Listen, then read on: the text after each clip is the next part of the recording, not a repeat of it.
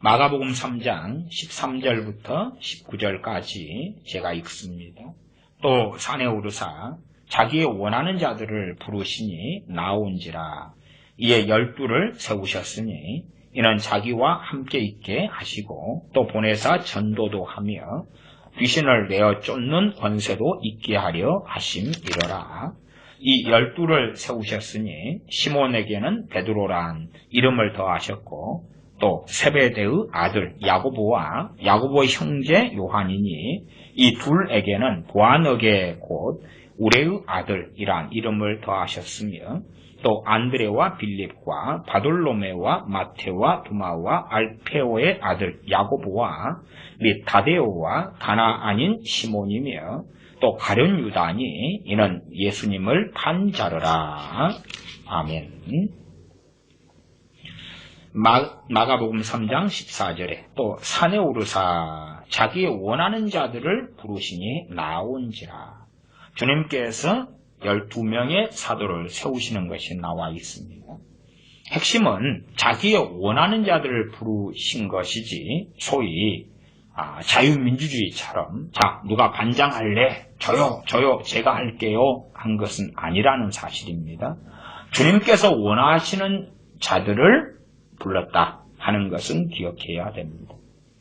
하나님께서 어떤 사람을 세워서 일을 시킬 때에 하나님께서 원하시는 자들을 부르시는 것이 핵심에 들어갑니다. 14절 이에 12를 세우셨으니 첫째 사도를 세우신 이유가 무엇인가? 첫째는 이는 자기와 함께 있게 하시고 주님과 함께 거하며 주님과 함께 주님의 공생의 세월에 함께하는 것입니다. 함께 노숙하고 함께 움직이고 함께 교제하고 함께 밥 먹고 함께 생활하고 그렇게 하는 것입니다. 한편으로는 베드로 사도 같은 경우는 이때 결혼한 사람이지요. 그러면 베드로 사도의 가족 입장에서는 썩 반갑지 않은 이야기가 될 수도 있겠습니다. 왜냐하면 베드로 사도는 당연하게 가난한 사람이었기 때문에 또한 남편이 고기를 잡아서 생계를 유지하는 가정이었기 때문에 먹고 살 것은 어떻게 해결할 수 있었겠는가. 중산층이나 모아놓은 게 있으면 남편이 주님과 함께 3년 반의 공생애를 함께 할 때에 모아놓은 게 있으면 먹고 살겠으나 그렇지 않은 가정이기 쉬웠다 그 말이죠. 그래서 어떤 면에서는 가족의 희생도 함께 동반될 수밖에 없었다 그렇게 말씀드리겠습니다. 이에 12를 세우셨으니 이는 자기와 함께 있게 하시고 또 보내사 전도도 하며 귀신을 내어 쫓는 권세도 있게 하려 하심이니라. 마가복음에는 포인트를 좀 다르게 합니다. 포인트를 좀 다르게 한다는 것은 자기와 함께 있게 하시고와 보내사 전도하게 하시는 것. 이 포인트가 다른 복음서와 비슷한데 어떤 것이 좀 포인트가 다르냐 그러면 3장 15절이 좀 다릅니다. 3장 15절은 귀신을 내어 쫓는 권세도 있게 하려 하심이니라. 다른 성경에는 병을 고치는 것, 그렇죠? 권능을 행하는 것, 그 가운데 귀신을 쫓아내는 것이 함께 나오는데 여기서는 병을 치유하는 것은 나오지 않고 귀신을 쫓아내는 권세를 이야기하는 것이 나와 있습니다. 그래서 그런 면에서는 귀신을 쫓아내는 것이 정말 중요하구나 하는 것을 알 수가 있습니다. 지금 시대는 점점 마귀, 귀신 모르죠. 목회자들도 모르고 알지도 못하고 심지어 인정하지 않고 부인하는 사람들도 목사님들 가운데 상당히 많습니다. 무지한 사람도 아주 많아서 소위 말하면 보편적 죄인이 우리다 하고 넘어가는 것처럼 마귀는 보편적으로 역사한다 그렇게 넘어가고 소위 말하면 요리로 한다면 적당량의 소금과 설탕을 넣고 양념을 하면 맛있는 음식이 만들어진다 그렇게 하고 지나가니까 듣는 사람들이 와 맞는 이야기구나 틀린 이야기가 없네 하고 지나가는 방식이다 그 말입니다. 구체적으로 어떤 순두부찌개를 한다 그러면 거기에 양념이 무엇 들어가느냐 할 때 그거에 대해서는 침묵하고 왜? 모르니까 그렇다 그렇게 말할 수밖에 없겠습니다. 그렇게 대강하고 넘어가는 것. 심지어는 지금의 과학의 시대니까 어느 때보다 교회가 어느 때보다 하나님의 자녀들이 귀신과 마귀에 대해서 더 잘 알아야 되는데 지금은 과학의 시대, 문명의 시대이기 때문에 귀신 마귀에 대해서 이야기하면 미개하다. 심지어는 교회가 세상 사람들이 물밀듯이 들어와 있다 그 말입니다. 세속화된 사람들이나 실제로 예수를 믿지 않는 사람들, 종교인들이 아주 많으니까 그런 사람들에게 귀신 이야기, 마귀 이야기, 영적 전쟁 이야기를 하면 그 가운데 상당수의 사람들은 저 목사는 이 교회는 미개하구나. 수준이 아직 낮아서 미신의 수준에서 있는지 모르겠다 하는 생각을 할 줄 모르기 때문에 그런 이유 때문에라도 마귀나 귀신에 대해서는 이야기하지 않거나 아니면 보편적으로 살짝 언급하고 지나가는 경향도 많이 가집니다. 그러나 성경에서는 주님께서 사도들을 세우신 이유에 대해서 마가복음에서는 총 3가지 이유를 말씀하시는데 첫 번째가 주님과 함께 있게 하려고, 두 번째가 전도하게 하시려고, 세 번째가 귀신을 내어 쫓게 하시려고, 귀신을 내어 쫓는 권세를 주셨다라고 말씀합니다. 귀신을 내어 쫓는 것에 대해서는 눈이 많이 말씀드려 왔습니다. 어리석은 사람들은 귀신을 모든 믿는 사람이 내어 쫓을 수 있다라고 쉽게 생각합니다. 일단은 그 전제는 틀린 건 아니나 그러나 귀신을 쫓아내는 그러한 권세는 또한 따로 있다는 것입니다. 그 권세, 그 능력은 따로 있습니다. 믿음을 통해서 얼마간 귀신과 대항하고 싸울 수 있고 모든 그리스도인은 첫째는 자기에게 역사하는 귀신과 대항하고 싸워야 합니다. 그러나 모든 그리스도인이 모든 귀신의 역사나 마귀를 쫓아낼 수는 없다는 것입니다. 각 사람이 믿음에 따라 다르겠으나 그러나 특별히 성령의 권능과 능력, 은사 가운데 귀신을 쫓아내는 은사와 능력이 있다 하는 기본적인 말씀을 드리겠습니다. 16절입니다. 이 12를 세우셨으니 시몬에게는 베드로란 이름을 더하셨고 또 세베대의 아들 야고보와 야고보의 형제 요한이니 이들에게는 보아너게 곧 우레의 아들이란 이름을 더하셨으며, 로마 가톨릭 같은 경우는 세례를 줄 때 세례명을 사용합니다. 그리고 성경에서 이제 사람 이름이 좀 바뀌는 경우들이 있었죠. 하나님께서 아브람에게는 아브라함이라, 사레에게는 사라라 이렇게 이름을 바꿔주신 것처럼, 그리고 이러한 베드로 사도는 시몬이란 이름, 혹은 시몬은 히브리어고 그 다음에 아람어로서는 게바고 그 다음 베드로는 헬라어 이름이에요. 헬라어 이름인데, 그래서 당시에 유대라는 곳은 로마의 식민지였기 때문에 그래서 로마 총독이 예루살렘에 있었지요. 그래서 헬라어가 사용되었고 그 다음에 전통적으로 아람어가 사용되었고 역사적으로 또한 이스라엘 백성 유대인이기 때문에 히브리어가 얼마간 그렇게 되었다 그 말이에요. 그래서 이 언어가 최소한 한 3개 정도는 함께 쓰여졌습니다. 베드로 사도에게는 헬라어 이름인 베드로를 주님께서 이름을 더하셨다. 그 다음에 세베대의 아들 야고보와 야고보의 형제 요한에게는 보아너게라는 이름, 우리의 아들이란 뜻을 가진 보아너게라는 이름을 더하셨다. 그렇게 말씀합니다. 그러면 어리석은 사람들은 이러한 것을 근거로 삼아서 계시를 받아서 자기도 새로운 이름을 받으려고 애쓰는 사람들이 아주 많습니다. 그러나 성경에는 새 이름을 받은 사람도 있고 안 받은 사람도 있죠. 받은 사람은 아주 소수다. 소수. 야곱 같은 경우는 이스라엘이라는 이름을 받죠. 그러나 그럼에도 성경에는 그가 임종하기 전까지 계속하여 대부분 야곱이라고 기록된다. 야곱이라고. 그래서 이스라엘이라는 이름을 왜 주셨는가를 생각해 보셔야 돼요. 그 앞에 야곱이라는 이름이 폐해진 게 아니라 그 말이에요. 또한 성경의 대부분의 인물들은 다른 이름을 받은 일이 없다 그 말이에요. 그냥 소수의 사람만 이름을 받았어요.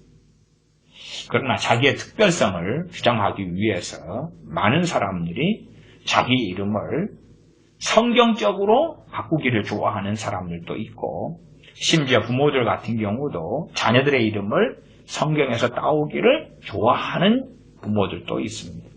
성경에 있는 이름을 자녀들에게 짓는 것은 저는 나쁘지 않은 일이다 봅니다. 그것은 선이나 의는 아니나 나쁜 일은 아니다. 내 자식 이름을 아들이니까 이삭 짓는다. 그래서 김이삭, 박이삭, 이이삭, 손이삭 짓는다. 그럴 때 저는 나쁘지 않다 봅니다.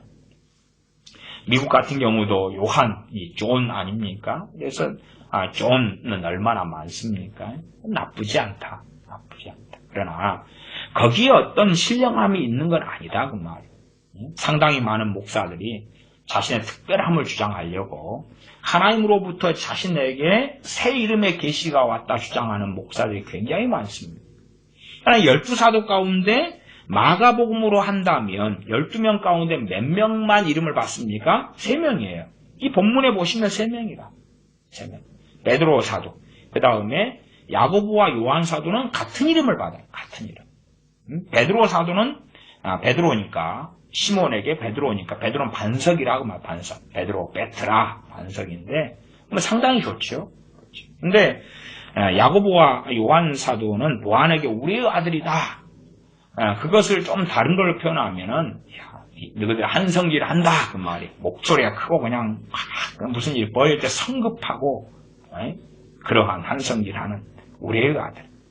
그래서 우레가 사실은 우레가 하나님이 되실 수는 없는 거 아니에요. 이게 상당히 특이한 이름을 주님이 주셨어요. 이 이름에 무슨 대단한 영적인 의미가 있을까? 어떤 의미가 있을까? 의도하신 주님의 뜻은 있다. 그까지는 우리가 인식한다 그 말이에요. 그러나 다른 사람들은 이 야고보나 요한사도 같은 경우는 보아너게라는 이름을 받아가지고 그걸 통해서 주님의 의도하신 뜻이 있었을 거라고 말이에요. 우리가 일반적으로 압니다. 참 이 3명은 특별합니다. 베드로 사도와 야고보 요한 사도는 주님과 특별한 장소들에 동행하게 되는 3명의 사도였습니다. 주님의 변화산의 사건에도 이 3명이 함께하고 또한 죽은 아이를 살릴 때도 이 3명이 함께하고 12사도가 항상 함께 있었던 게 아니에요. 오히려 이 3명의 사도가 거의 항상 함께 있었고 나머지 9명은 때로는 떨어져 있었을 때가 있었다. 전반적으로는 함께 있었는데 100%는 아니에요. 거의 100%에 가까운 사람들이 이 3명의 사도인데 이 3명의 사도가 이름을 받아. 특이하죠. 그래서 여러 의미를 생각해 볼 수 있으나 성경에 나와 있지 않은 이야기이기 때문에 굳이 그럴 필요는 없다. 그러면 이 나머지 9명의 사도, 물론 가룟 유다가 포함되어 있습니다만은 이 나머지 9명의 사도가 별 볼 일 없는 사람이냐? 그럴 리가 없죠. 그럴 리가 없어요. 그러면 이 9명의 사도도 이름을 받지는 않았다 그 말이에요. 그러니까 지금의 어떤 목회자들이 또한 로마 카톨릭 같은 경우는 세례명을 주면서 그러면서 이제 세례명을 주는 그 세례명이 주어지는 그 주로 성인들을 수호 성인으로 삼게 하거나 그런 게 있습니다. 가톨릭 안에서는. 아니면 세례명을 주면 소위 특별한 사람이 되는 거죠. 특별한 사람. 크리스티나 그런다든지 안드레 그런다든지 세례명을 주는 거예요.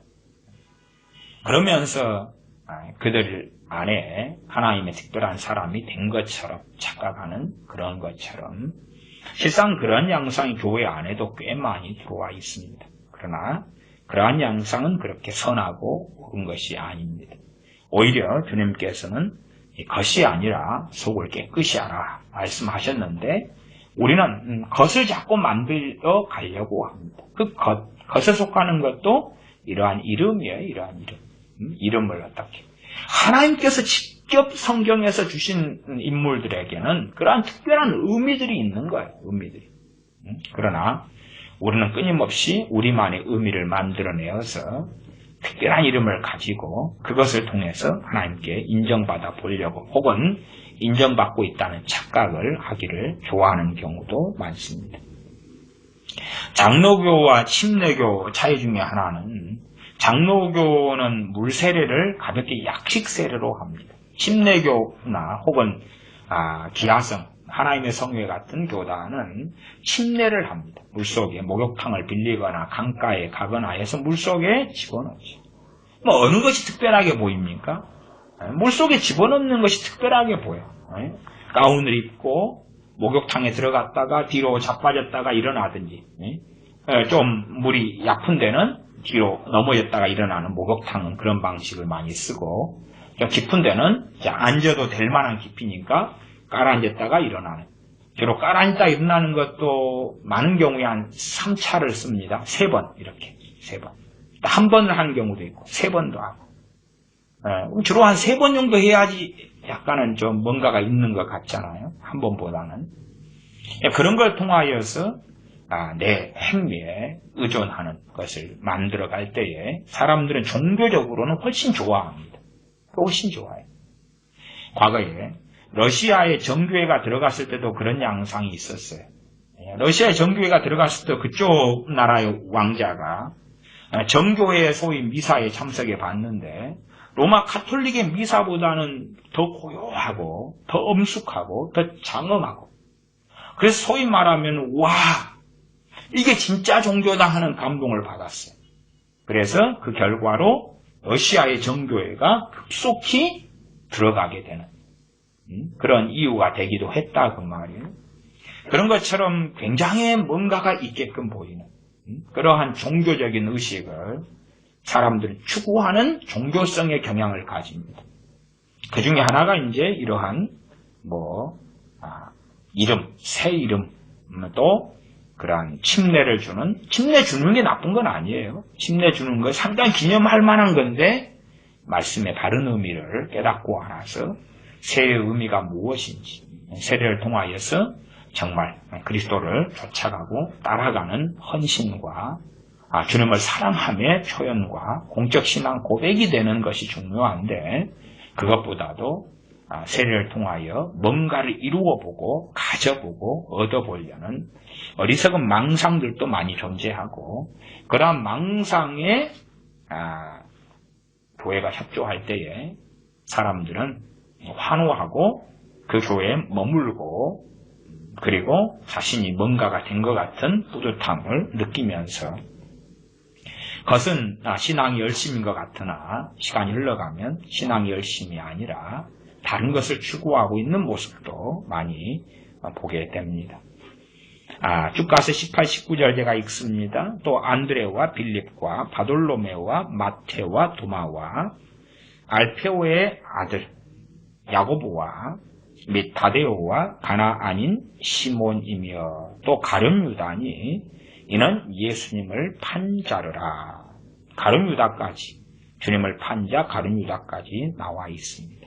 그리고 주님께서 이 12를 부르셔서 주님께서 행하신, 함께 있게 하시고 또한 복음을 전하게 하시고 전도하게 하시고, 그리고 귀신을 쫓아내게 하시고, 다른 누가복음 등으로 한다면 병을 치유하고 고치게 하시는 일을 맡겨주셨습니다.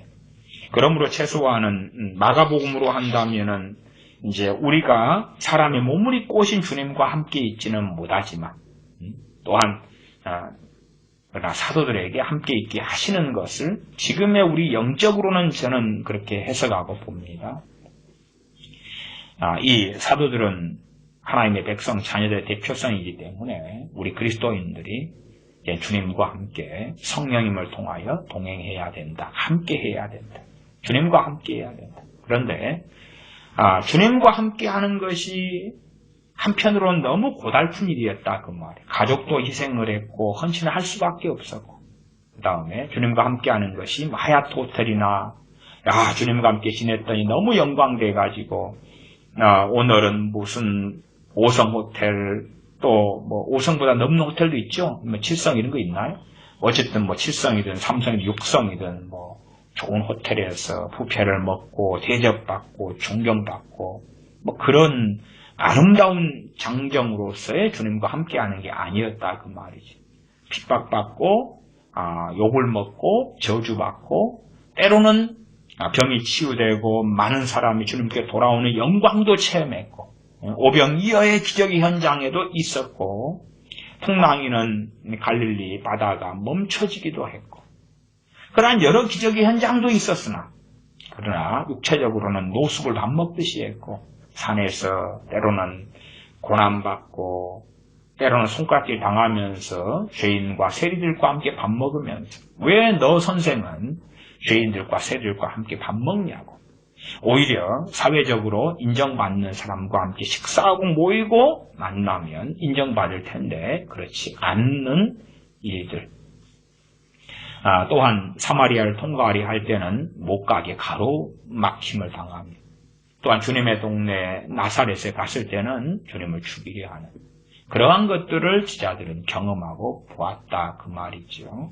제자들도 핍박을 함께 당했기 때문에 주님 저리 가면 주님을 또 죽이려 합니다 하고 외치죠. 심지어는 주님의 말씀이 어렵다고 떠나가고, 주님께서는 너희도 가려느냐 하는 것을 제자들은 함께 경험한다 그 말입니다. 그러면 주님과 함께 하는 것이 부귀영화나 혹은 이 땅에서 안락이나 평안을 보장하는 것은 아닙니다. 어리석은 사람들은 주님과 함께 있는 것이 모든 것의 성취, 모든 것이 잘 되는 길, 형통한 길, 성공하는 길로 주장하는데 그건 비성경적입니다. 왜냐하면 하나님과 함께했던 모세가 해피엔딩하고 아름다운 복지와 평안의 길로 걸어간 게 아니었기 때문에 그렇고, 아브라함도 이삭도 야곱도 마찬가지며 하나님의 사람들인 선지자들도 마찬가지였고, 사사들은 하나님의 능력을 힘입어서 전쟁터를 전전했다는 사실입니다. 전쟁을 수행하는 사람으로 부르심받은 사사들이 아주 많았지요.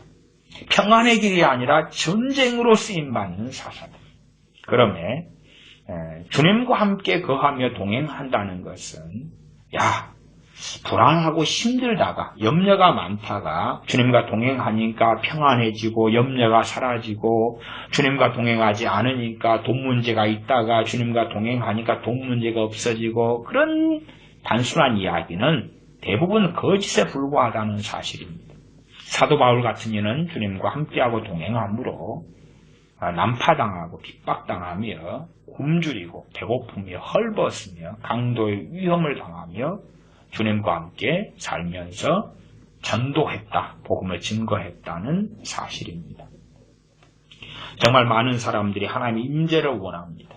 하나님의 임재를 원합니다. 그러나 실제로 이 땅에 찾아오신 하나님의 현현 대신, 독생하신 하나님 대신 우리 주 예수 그리스도, 아버지의 아들 되시는 우리 주 예수 그리스도와 동행했던 제자들, 그들은 이 땅의 많은 사람, 심지어는 신사도 같은 이들이 주장하는 하나님의 임재하고는 다른 길, 다른 삶을 살았다는 것이 사복음서에 이미 증명되고, 또한 부활 승천하신 이후에 성령이 강림하시고 이 성령님을 통하여 주님과 함께했던 주님의 사도들, 또한 주님의 제자들이 사도행전에서 어떠한 여정과 길을 걸어갔는지는 사도행전에 명백하게 나와 있다 그 말이에요. 그러나 지금은 다른 하나님의 임재를 이야기하는 사람들이 아주 많습니다. 하나님의 임재가 어디에 임하면, 하나님의 임재가 어느 교회에 임하면, 하나님의 임재가 어디 나타나면 병이 고쳐지고 귀신이 쫓겨나가고 행복해지고 기뻐지고, 임재가 나타나면 다 근처에 있는 사람은 다 구원받고, 성경하고 전혀 다른 이야기를 하죠. 우리가 느끼는 무슨 성령님의 기름 부으심 임재가 있다고 쳐도, 가정에도 우리 주님께서 사람의 몸을 입고 오시는 임재가 가장 본질적인 임재였죠.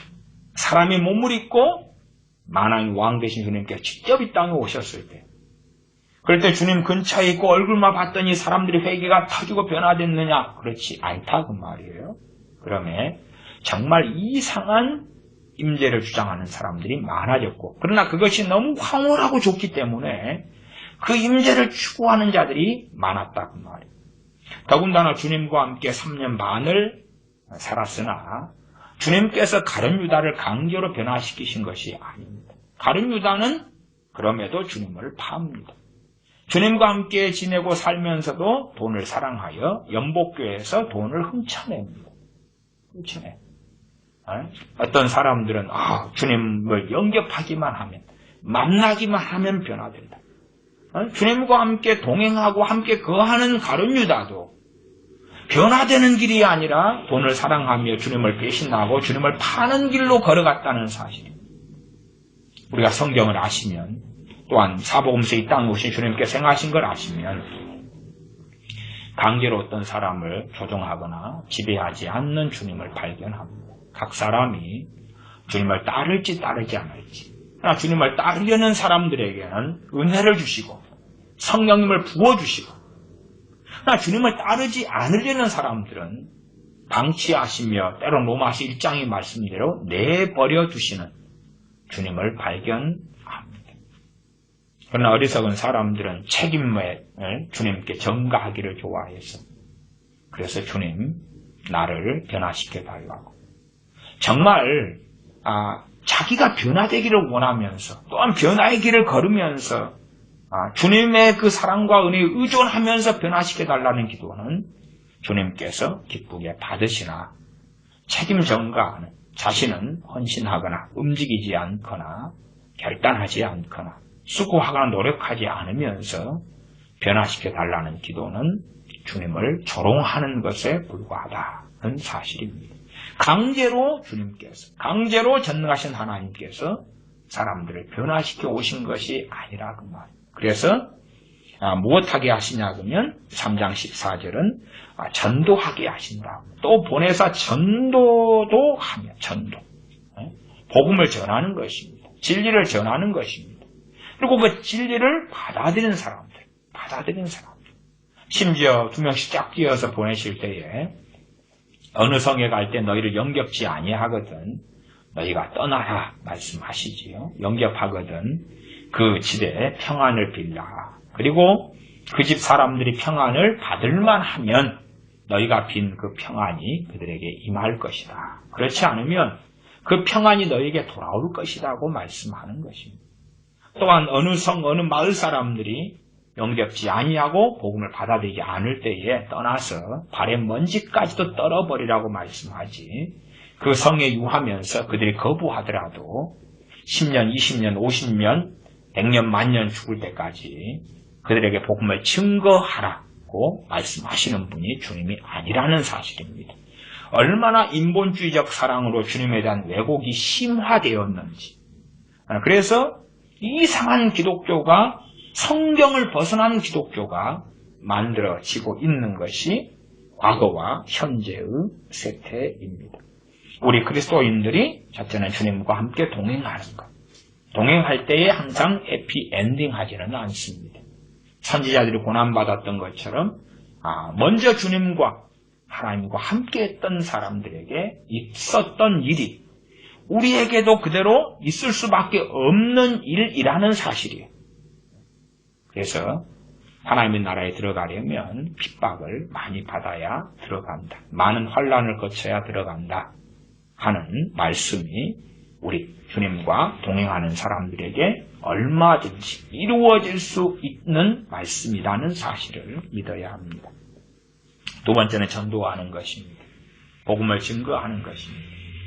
주 예수 그리스도의 복음을 증거하는 것입니다. 물론 지혜롭게 증거해야 하지만 그럼에도 불구하고 증거의 대상이 되는 사람의 입맛에 맞추어서 그가 환영하고 좋아하고 그에게 거슬릴 만한 것을 제거하는 복음은 안 된다는 사실입니다. 그랬다면 사도 바울이 돌에 맞았을 리가 없고, 사도 바울이 얼마나 율법에 대하여 잘 아는데 가는 지역마다 먼저 유대인들에게 복음을 증거했는데, 유대인들을 설득하는 가머니서라는 유대인들의 입맛에 맞는 것에 대한 접근법이 사도 바울에게 왜 없었겠느냐 그 말이에요. 그러나 그는 물을 타지 않았고 복음을 희석시키지 않았고 있는 그대로의 복음을 증거했기 때문에 유대인들에게 버림받으며 핍박을 받았다는 사실입니다. 우리의 부르심은 전도하는 것입니다. 복음을 증거하는 것입니다. 그러나 거기에 사람이 좋아하는 것으로 기성, 요즘에 나오는 전도지처럼 그렇게 바꾸어 버리면 곤란합니다. 날마다 항상 때마다 전도할 수는 없어요. 우리의 전도가 때로는 시간이 오래 걸리는 작업이기도 합니다.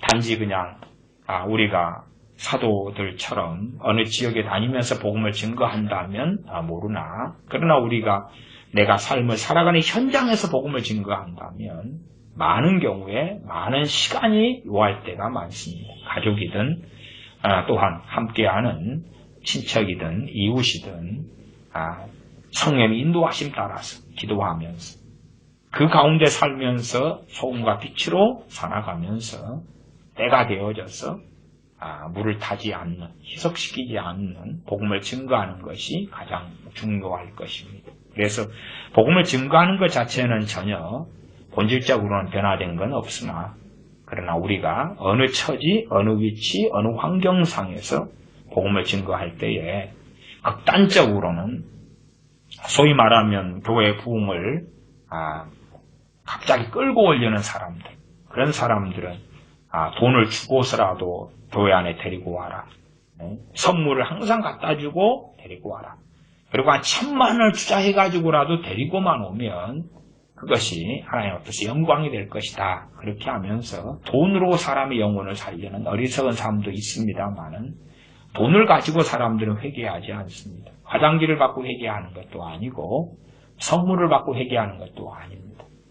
교회 성장을 이끌려고 전도를 굉장히 강조하면서, 그러면서 이제 성령 인도하심에 따라서 지혜롭게 내 사는 위치에서 복음을 증거하는 것을 가로막고, 그리고 급하게 또 정욕적으로 욕심을 가지고 인본적인 방법으로 복음을 증거해서 오히려 문제가 일어날 때도 훨씬 많다는 사실입니다. 지혜롭게 한 걸음 한 걸음, 때로는 3년에 한 명에게 복음을 증거할 수도 있다 그 말이에요. 1년에 한 명이 될 수도 있고, 심지어는 극단적으로 10년이 한 명이 될 수도 있어요. 우리가 이제 전도자로서 본질적으로 사도들처럼 부르심 받았다면 우리는 계속하여 사도행전처럼 복음을 증거하고 살 수 있겠죠. 또 복음에 대해 개방적인 사람들이 많다면 성령의 역사하심은 더 많이 증거하게 하실 거고, 그러나 복음에 대해 개방성이 없는 사람들이 내 이웃이고 형제고 가족이라면 훨씬 더 뱀처럼 지혜로운, 그러면서 비둘기처럼 순결한 삶이 요구될 수밖에 없을 것입니다. 그러므로 복음을 증거하는 것은 상당한 지혜가 필요합니다. 그럼에도 전도는 우리 그리스도인들의 본질적인 사명이다는 것은 확실한 것입니다. 15절이 귀신을 내어 쫓는 권세.